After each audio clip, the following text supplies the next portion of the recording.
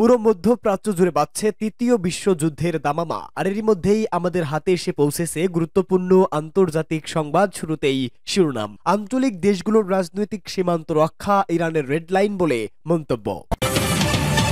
পরেই জানাবো, সন্ত্রাসবাদের হুমকি প্রতিহত করতে আন্তর্জাতিক সহযোগিতা জরুরি, ইরানের বার্তা। পরেই জানাবো, 11 বছর পর মিশর সফরে যাচ্ছেন কোন ইরানি প্রেসিডেন্ট। এদিকে ইসরায়েল নতুন শর্ত না দিলে গাজায় যুদ্ধবিরতি সম্ভব বলে হামাসের মন্তব্য। এবং সর্বশেষ জানিয়ে দিব, মস্কোতে রুশ জেনারেল হত্যায় কাঁপছে রাশিয়া। এতক্ষণ শুনছিলেন সংবাদ শিরোনাম, এবারে বিস্তারিত। আঞ্চলিক দেশগুলোর রাজনৈতিক সীমান্ত রক্ষা ইরানের রেড লাইন। ইরানের পররাষ্ট্রমন্ত্রী সৈয়দ আব্বাস আরাকচি বলেছেন, আঞ্চলিক দেশগুলোর রাজনৈতিক সীমান্ত ও জাতীয় সার্বভৌমত্ব রক্ষা করাকে ইরান রেড লাইন হিসাবে নির্ধারণ করছে। এটিকে ইরানের সর্বোচ্চ উদ্বেগের জায়গা বলেও তিনি মন্তব্য করেছেন। লেবাননের আন-নাহার পত্রিকায় প্রকাশিত এক নিবন্ধনে ইরানের এই অবস্থা তুলে ধরেন আরাকচি। তিনি বলেন, সিরিয়ায় উগ্র জঙ্গি গোষ্ঠী দায়েশের বিরুদ্ধে লড়াই করতে দামেস্ক সরকারের আমন্ত্রণে সাড়া দিয়ে দেশটিতে সামরিক উপদেষ্টা পাঠিয়েছিল ইরান। ইরানের পররাষ্ট্রমন্ত্রী বলেন, অন্যদিকে আমেরিকা একটি জবরদখলকারী শক্তি হিসাবে সিরিয়ায় সেনা মোতায়েন করেছে এবং দেশটির একটি বড় অংশ দখল করে রেখেছে। আমেরিকা এ কাজে দামেস্ক সরকারের অনুমতি বা জাতিসংঘের অনুমোদন নেয়নি। আরাকচি ইরানের এই পুরনো অবস্থানেও অটল থাকার কথা ঘোষণা করেন যে, ইহুদিবাদী ইসরায়েলের বিরুদ্ধে আঞ্চলিক প্রতিরোধ ফ্রন্টে যেসব আরব ও মুসলিম সংগঠন যোগ দেবে, তেহরান তাদেরকে সমর্থন দিয়ে যাবে। তিনি সুস্পষ্ট করে বলেন, দখলদারিত্ব ও সম্প্রসারণকামিতার বিরুদ্ধে প্রতিরোধ নিছক একটি মতাদর্শগত বিষয় নয়, বরং গোটা পশ্চিম এশিয়া অঞ্চলের নিরাপত্তা ও স্থিতিশীলতা রক্ষা করার সবচেয়ে গুরুত্বপূর্ণ হাতিয়ার। গত 8 ডিসেম্বর সশস্ত্র গোষ্ঠী হায়াত তাহরির আশ-শামের দামেস্ক অভিমুখী অগ্রযাত্রার মুখে বাশার আল আসাদ সরকারের পতনের সময় ইরান দেশটি থেকে নিজের সকল সামরিক উপদেষ্টা প্রত্যাহার করে নেয়। ইরানের পররাষ্ট্র মন্ত্রণালয়ের মুখপাত্র বাকাই এ সম্পর্কে বলেন, সুনির্দিষ্ট নীতিমালার ভিত্তিতে সিরিয়ায় সামরিক উপদেষ্টাদের পাঠানো হয়েছিল এবং দায়িত্বশীল পদক্ষেপ নিয়ে তাদেরকে প্রত্যাহার করা হয়েছে। তিনি পরিষ্কার করে বলেন, আমরা যেমন সিরিয়া দখল করতে যাইনি, তেমনি পুরনো সাম্রাজ্য পুনঃপ্রতিষ্ঠাও আমাদের লক্ষ্য ছিল না, বরং সন্ত্রাসবাদদের হাত থেকে দেশটির জনগণকে রক্ষা করতে দামেস্ক সরকারকে সাহায্য করাই ছিল আমাদের কাজ, তেহরানের উদ্দেশ্য। সন্ত্রাসবাদদের হুমকি প্রতিহত করতে আন্তর্জাতিক সহযোগিতা জরুরি বলে মন্তব্য ইরানের। ইরান বলেছে, সন্ত্রাসবাদ ও উগ্রবাদ মোকাবেলা করার পাশাপাশি শান্তি, নিরাপত্তা ও মানবাধিকারের বিরুদ্ধে সন্ত্রাসবাদদের হুমকি প্রতিহত করার লক্ষ্যে আন্তর্জাতিক সহযোগিতা জরুরি। ইরানের পররাষ্ট্র মন্ত্রণালয়ের মুখপাত্র ইসমাইল বাকাই সহিংসতা ও সহিংস উগ্র বিরোধী আন্তর্জাতিক দিবস উপলক্ষে তার দেশের এই অবস্থান ঘোষণা করেন। তিনি বলেন, 2013 সালের 13 ডিসেম্বর জাতিসংঘ সাধারণ পরিষদে ইরানের পক্ষ থেকে উত্থাপিত একটি প্রস্তাব পাশ হওয়ার পর থেকে দিবসটি আন্তর্জাতিকভাবে পালিত হয়ে আসছে। বাকাই বলেন, সে সময় এই দিবসের যতটা গুরুত্ব ছিল, এখনও সেই একই গুরুত্ব রয়ে গেছে।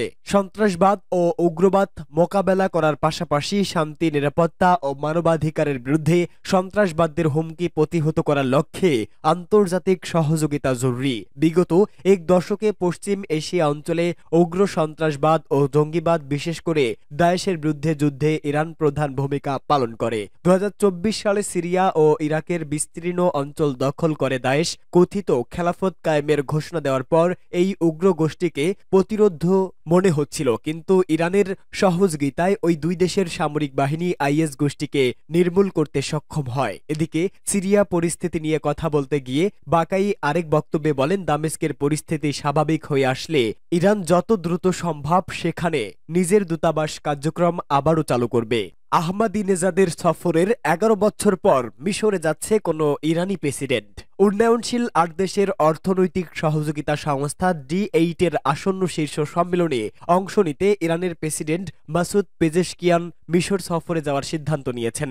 ইরানের পররাষ্ট্র মন্ত্রণালয়ের মুখপাত্র ইসমাইল বাকাই তেহরানে নিজের সাপ্তাহিক সংবাদ ব্রিফিংয়ে এ তথ্য জানিয়ে বলেছেন, গত 11 বছরের মধ্যে এই প্রথম কোনো ইরানি প্রেসিডেন্ট মিশর সফরে যাচ্ছেন। তিনি বলেন, ইরানের পররাষ্ট্রমন্ত্রী সৈয়দ আব্বাস আরাকচি একটি শক্তিশালী প্রতিনিধি দল নিয়ে D8 G8-এর পররাষ্ট্রমন্ত্রীদের কাউন্সিলের আলাদা সম্মেলনে অংশগ্রহণ করবেন। পররাষ্ট্রমন্ত্রীদের সম্মেলনটি আজ বুধবার আরও পরে অনুষ্ঠিত হবে। বাকাই বলেন, আগামীকাল বৃহস্পতিবার শীর্ষ নেতাদের সম্মেলনের আগে আজকের পররাষ্ট্রমন্ত্রীদের বৈঠক থেকে শীর্ষ সম্মেলনের ঘোষণাপত্র চূড়ান্ত করা হবে। G8-এর সদস্য দেশগুলো হচ্ছে ইরান, বাংলাদেশ, তুরস্ক, মিশর, পাকিস্তান, ইন্দোনেশিয়া, মালয়েশিয়া ও নাইজেরিয়া। বাংলাদেশের অন্তর্বর্তী সরকারের প্রধান ডক্টর মোহাম্মদ ইউনুস G8 সম্মেলনে অংশ নিতে কায়রো সফরে যাবেন বলে ঢাকা থেকে পাওয়া খবরে জানা গেছে। Harakanra, el hombre de oro diviso nombre nos dos o no es nombre dado de Sivanairo de que no me opina vido hishas no poshu de que lerzi need rurus nazi vona foto skala que shahidio le robot ta shiru stobo to vera petidro kunno e taros de la hora be o nombre dito o haina tenni by nebis nombre dor vida vido hi ne lobe de ko to shini de ba este urista ka sakra dalo fos anos dolari pusti dor bus dos ne no lutre mashuno que es dito neste lobo de no inis nos gere samahkit di fazagnit ge ini noch Kopra, ist Nagastakot, Radolf Foshanus de la Rakut, Cumbre de Numen Opek, the Zagra Opre Shamram, Bonded of Stobota, yes, the Lobram Shotog, Stark Lavzir, Number Sharop, he loves the Inia Foshanus de la, oh no crowd, not Mashi, Shamrat, Rop, Rokus Raki, Dusri, Hepashke, Romi Bonded of Stobotog, he but Roshimo, Charot was Nikram, Estrokatusudum, he shop a shop attack, that they slow Narus to lies, the Lord not up, Ero Jump Kakotogi, Kolarokut, Cumbre de Numen Opko, Raina Keshmobe, oh no. Balma, hilaw si David Huiagat Lupwas Ageste, Halloween Robin, Hono Kelumne Bazia Hoda in Rabdivin, Nadur Pleda Sombat Somashan New Gilarzi, Za 8 Busniarus to La Little does not natural attack, Esterokan Shok, not so by Redate, it will get some Rob Nidge, Rona Sopia Hod Lord in it to Pilarzi, he gave nos Narusula, Moshedirakat Domeratak, Nestero no Muelo Bustabitio, Girutna, Ekarus Dolari to the Bus Namalos, their attack it no Romosh, Sama, no, not to be Silenit Silfesinas de Lobamashami Bidnub, Ego Shebi Ballet, Lukan, Purao, Troshunuk, Nutunianus, the Laritibus, Lavzi, Idabidui, or but no Sama Halo Bahmashi to the Gelidan of Troshunutun Jersey. মস্কোতে রুশ general হত্যায় কাঁপছে Russia. রাশিয়ার রাজধানী দামেস্কোতে মঙ্গলবার সকালে ভয়াবহ এক বিস্ফোরণে নিহত হন শীর্ষ স্থানীয় রুশ সামরিক কর্মকর্তা লেফটেন্যান্ট জেনারেল ইগভির কিরিলভ। একটি আবাসিক ভবনে প্রবেশ করার সময় স্কুটারে লোকানো বোমা বিস্ফোরণে ঘটনাস্থলেই প্রাণ হারান তিনি এবং তার এক সহযোগী। রাশিয়ার nuclear, biological and chemical protection troops বাহিনীর প্রধান ছিলেন কিরিলভ। রুশ তদন্তকারী সংস্থা কমিটির মতে স্কুটারে রাখা বোমায় বিস্ফোরণ ঘটানো হয়। এতে ভবনের প্রবেশপথ পুরোপুরি ধ্বংসস্তূপে পরিণত হয়। রাশিয়ার রাষ্ট্রীয় সংবাদ মাধ্যম তাসের প্রতিবেদন অনুযায়ী বিস্ফোরণে ব্যবহৃত বিস্ফোরকের পরিমাণ 2010 সালে মস্কোর মেট্রোতে আত্মঘাতী হামলার ব্যবহৃত বিস্ফোরকের সমান। সে হামলায় অন্তত 40 জন নিহত এবং 80 জন আহত হয়েছিলেন। ইউক্রেনের সিকিউরিটি সার্ভিস এই হত্যাকাণ্ডের দায় স্বীকার করেছে। কিয়েভের এক কর্মকর্তা জানিয়েছে, কিরিলভ ইউক্রেন যুদ্ধে নিষিদ্ধ রাসায়নিক অস্ত্র ব্যবহারের নির্দেশ দিয়েছিলেন, তাই তিনি বৈধ লক্ষ্যবস্তুতে পরিণত হয়েছিলেন। এসইউবি এর দাবি এটি তাদের একটি বিশেষ অভিযান। তারা অভিযোগ করেছে, কিরিলভের নির্দেশে ইউক্রেনীয় বাহিনীর উপর বিষাক্ত ক্লোরোপিকরিন গ্যাস ব্যবহার করা হয়েছে। 2022 সালের মে মাসে যুক্তরাষ্ট্র এই রাসায়নিক অস্ত্র ব্যবহার অভিযোগ কিরিলভের উপর নিষেধাজ্ঞা আরোপ করে। 2017 সাল থেকে রাশিয়ার পারমাণবিক প্রতিরক্ষা বাহিনীর প্রধান ছিলেন এই কিরিলভ। এর আগে তিনি জার্মানিতে সোভিয়েত ওয়েস্টার্ন গ্রুপ অফ ফোর্সেসের প্লাটুন কমান্ডার ছিলেন। যুক্তরাজ্য, কানাডা এবং নিউজিল্যান্ড সহ একাধিক দেশ কিরিলভের ওপর নিষেধাজ্ঞা জারি করেছিল।